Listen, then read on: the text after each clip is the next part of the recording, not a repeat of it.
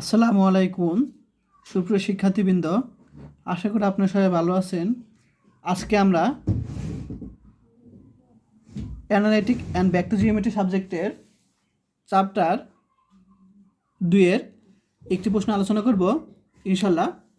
প্রশ্নটি হলো, মূল বিন্দু হতে b x plus a y equal to a b রেখার সাথে x square plus y square equal to c square বৃত্তের ছেদবিন্দুদ্বয়ের সংযোজক বা সংযোগ যুগল রেখার সমীকরণ নির্ণয় করো। এই একটা প্রশ্ন। এবং আরেকটা প্রশ্ন বলছে, যদি রেখাটি বৃত্তকে স্পর্শ করে তবে দেখাও যে b square c square plus c square a square equal to a square b square. এই প্রশ্ন 10 সালে চলে আসছে। তো আমি এখন প্রশ্ন সলিউশন করবো। এটা তোমার টাইপ 5-এর সবার শেষের অঙ্ক। তো আমি এখন খাতার মাধ্যমে করব। যারা আগের অঙ্কগুলো করছে তারা এটা বুঝতে খুব সহজ হবে। তো আমাদের প্রশ্নে কি দেওয়া ছিল, যে এখানে প্রশ্নে রেখা দেওয়া ছিল, অর্থাৎ সরলরেখা দেওয়া ছিল b x plus a y equal to a b, সেটা লিখলাম। এবং বৃত্ত দেওয়া ছিল x square plus y square equal to c square দেওয়া ছিল। এখন আমি এর আগের অঙ্কগুলো আমি এই টাইপের প্রশ্ন করাইছি, যে যদি সরলরেখা এবং বৃত্ত দেওয়া থাকে তখন আমরা এই যে বৃত্তটা দেওয়া আছে সেই বৃত্তটা প্রথম লিখব। এরপর আমরা এই সরলরেখা অংশটাকে আমরা ওয়ান আকারে আনবো।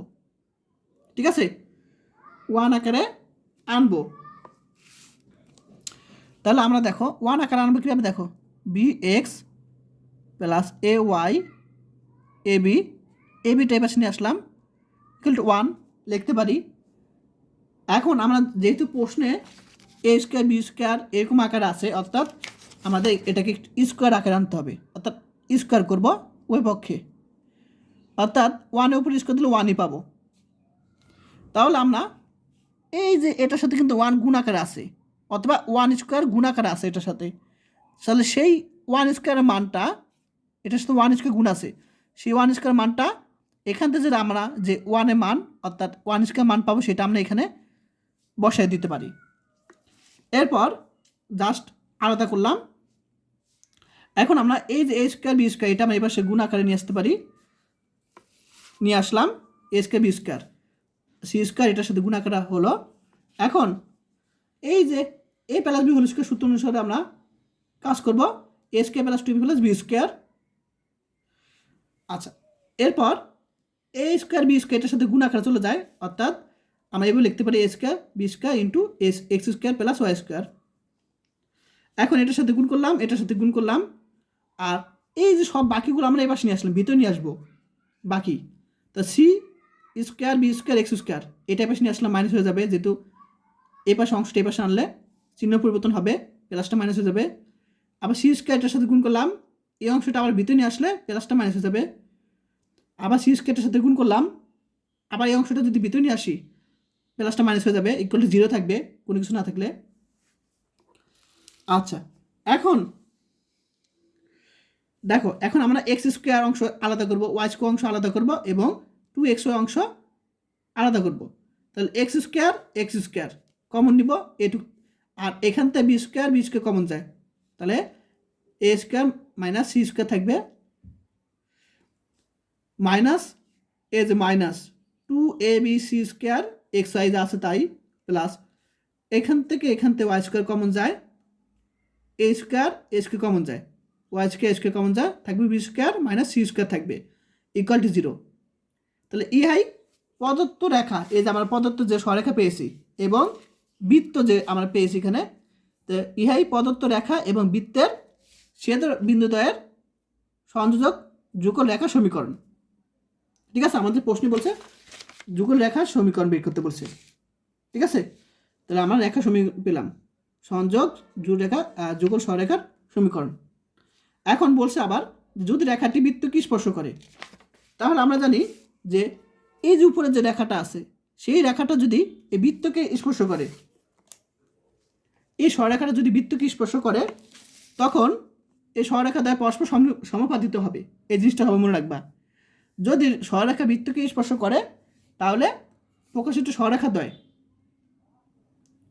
1 নং দ্বারা 1 নং কোথায় জানো, এই যে 1 নং, যেহেতু এটাকে দ্বিঘাত সমীকরণ অর্থাৎ দুইটা সরলরেখা পাবো আমরা এখানে, তাহলে এই 1 নং দ্বারা দুইটি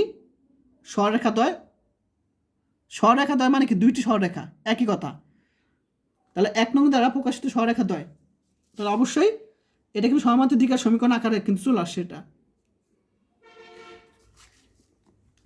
পরস্পর সমাপতিত হবে। তাহলে আমরা এই যে এই অংশটা আছে এটাকে আমরা এই 1 নংকে আমরা এটার সাথে তুলনা করব। তাহলে আমরা এক্স স্কোয়ার সহগ এ আর এখানে এক্স স্কোয়ার সহগ এটা ইকুয়াল টু এটা লিখতে পারি। তারপর এক্স ওয়াই সহগ 2s আর এখানে এক্স ওয়াই সহগ -2ab c স্কোয়ার এটা, তাহলে এস এর মান আমরা এটা পাবো।